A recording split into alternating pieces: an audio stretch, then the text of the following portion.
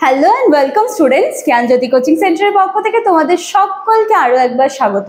আজকে আমাদের আলোচনার বিষয় হচ্ছে ব্রাহ্মণ্য শিক্ষা ব্যবস্থা এবং তার লক্ষ্য। ঠিক আছে, শিক্ষা ব্যবস্থার লক্ষ্য। এবং পরের দিনে যে ক্লাসটা তোমরা পাবে সেটা কিন্তু পাঠ্যক্রমের কিন্তু ক্লাসটা পাবে। এই ব্রাহ্মণ্য শিক্ষা ব্যবস্থা থেকে পাঠ্যক্রম নিয়ে ক্লাসটা পাবে।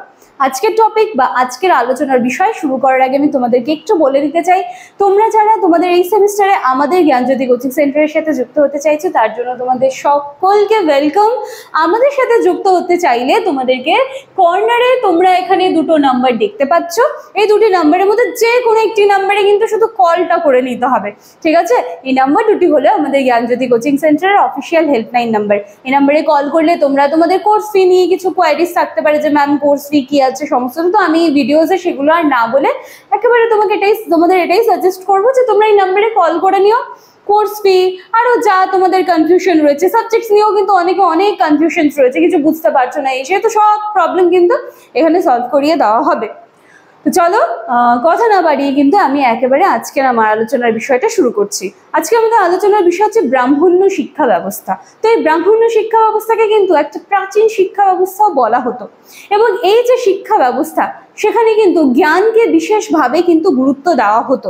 ঠিক আছে, এবং এই সময়ে যে আগেকার দিনে প্রাচীন ঋষি যারা ছিলেন, ঋষি মনীষীরা যারা ছিলেন, তারা কিন্তু এই শিক্ষাটা নিয়ে কিন্তু বিশেষভাবে তৎপর ছিলেন, এবং তারা এটা বলতেন যে একজন মানুষের থেকে অন্য মানুষকে আমরা আলাদা করে শুধুমাত্র এই জন্যই দেখবো না যে তার হয়তো এক্সট্রা বেশি একটা চোখ আছে বা এক্সট্রা বেশি একটা কান আছে যার জন্য সে পাশের মানুষের থেকে সে আলাদা, এরকম কিন্তু তারা বলতেন যে তখনই আমরা একটা মানুষকে অন্য মানুষের থেকে আলাদা করে বা একটু ডিফারেন্ট ভাবে দেখবো কখন তার শিক্ষার বেসিসে।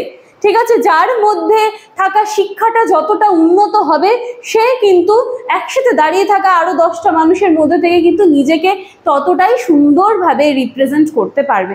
তো এটা আমি নিজের ভাষায় বললাম, কিন্তু ঋষিমণিরা তখনকার দিনে এই জিনিসটায় ভীষণভাবে বিশ্বাসী ছিলেন, এবং যার জন্য তারা কিন্তু এই শিক্ষা ব্যবস্থার উপরে কিন্তু বিশেষভাবে জোর দিয়েছিলেন বা বিশেষভাবে কিন্তু গুরুত্ব আরোপ করেছিলেন, এবং যার ফলে কিন্তু আমরা সে সময় দেখতে পেতাম যে গুরুগৃহে থেকে পড়াশুনো করার একটা চল ছিল সেই সময়।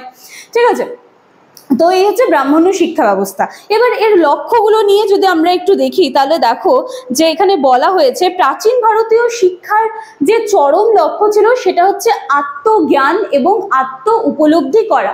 মানে জীবনের একেবারে শেষ দিন পর্যন্ত যেন নিজেকে মানুষে সুন্দরভাবে জানতে পারে, তার মধ্যে কি কোয়ালিটিস আছে নিজেকে উপলব্ধি করাকেই কিন্তু মানে সবচেয়ে মানে কি বলবো যে সব থেকে যদি খুব মানে কি বলবো যে একটা সুন্দর পর্যায়ে যদি নিজেকে নিয়ে যাওয়া যায় তাহলে সেই পর্যায়টা হয়তো সেটাই হতে পারে যে যেখানে মানুষ নিজেকে উপলব্ধি করতে পারে, অন্য কাউকে উপলব্ধি করার থেকে আত্ম উপলব্ধি করতে পারে। তো সেইভাবেই প্রাচীন ভারতীয় শিক্ষার যে চরম লক্ষ্য ছিল সেটা কিন্তু ছিল যে আত্মজ্ঞান এবং আত্ম উপলব্ধি। ঠিক আছে, বলা হয়েছে যে জীবনের শেষ দিন পর্যন্ত নিজেকে জানবার এবং সত্যকে উপলব্ধি করবার জন্যই কিন্তু প্রাচীন ঋষি মনীষীরা কিন্তু দীর্ঘদিন সাধনা করে গিয়েছেন, এবং এই ব্যাপারে কিন্তু বিশেষভাবে জোর দেওয়া হতো।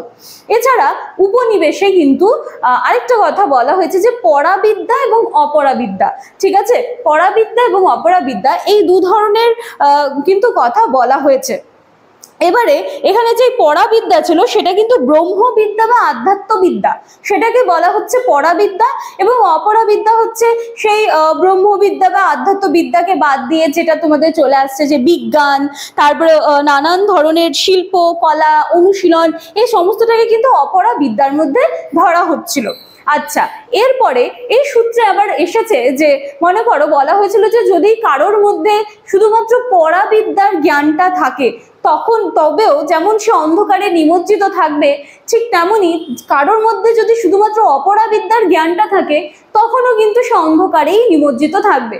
তো সেই জন্যই ব্রাহ্মণ্য শিক্ষা ব্যবস্থায় পরাবিদ্যা এবং অপরাবিদ্যা এই দুটো বিদ্যার সমন্বয়ে কিন্তু বিশেষভাবে গুরুত্ব আরোপ করা হয়েছে। এই সূত্রে একটা উদাহরণ দিয়ে বলা যেতে পারে যে পাখি যেমন আকাশে উড়তে গেলে শুধুমাত্র একটা ডানার সাহায্যে ঠিকভাবে সে ব্যালেন্স করে চলতে পারবে না, তো সেরকম এরকমই বলা হতো যে মানুষকে তার মানে সর্বাঙ্গীন বিকাশের জন্য বা উন্নতি সাধনের জন্য বা আত্ম উপলব্ধির জন্য কিন্তু পরাবিদ্যা এবং অপরাবিদ্যা দুটোকেই কিন্তু একেবারে সমান তালে কিন্তু জানার কথা বলা হয়েছে, মানুষের দুটাকেই কিন্তু সমান তালে জানার কথা বলা হয়েছে।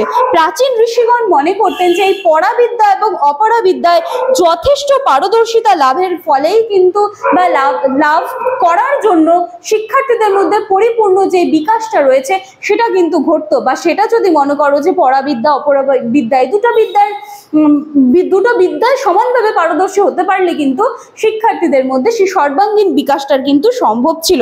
ঠিক আছে, সেজন্য এক কথায় বলা হয় যে শিক্ষার চরম আত্মবিকাশ ঘটিয়ে নাগরিক জীবনযাপনের উপযোগী করে গড়ে তোলাই ছিল প্রাচীন ব্রাহ্মণ্য শিক্ষা ব্যবস্থার লক্ষ্য।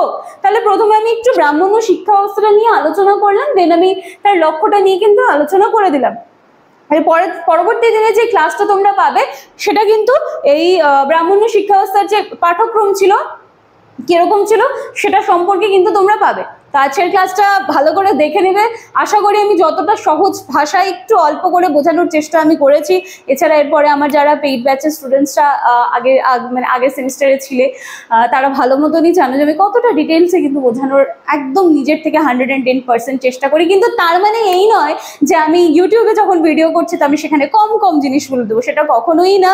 আমি জানি যে অনেকে কিন্তু আমার এই ইউটিউবের ভিডিওসগুলোও কিন্তু ফলো করো, ইভেন তারা যদি পেইড ব্যাচের স্টুডেন্ট নাও হও তবুও তোমরা কিন্তু একদম মানে নিঃসন্দেহে ভিডিওগুলোকে ফলো করতে পারো। আমি এখানেও ততটাই এফোর্ট দেওয়ার চেষ্টা করি যাতে ভিডিও শুনেও যেন তোমরা কিছু বুঝে কিছু মনে করে অ্যাটলিস্ট পরীক্ষার খাতায় আসলে সেটা লিখে দিতে পারো। সেই চেষ্টা নিয়েই কিন্তু আমি প্রত্যেক দিন ভিডিওগুলো নিয়ে আসার চেষ্টা করি, সেটা একটু সহজ ভাষায় কিন্তু সমস্তটা বলার চেষ্টা করি। চলো আজকের ক্লাসটা এখানেই থাকছে। ক্লাসটি ভালো লাগলে লাইক, কমেন্ট, শেয়ার, সাবস্ক্রাইবের আশা রাখলাম। দেখা হচ্ছে একেবারে পরের দিনের ক্লাসে। Thank you.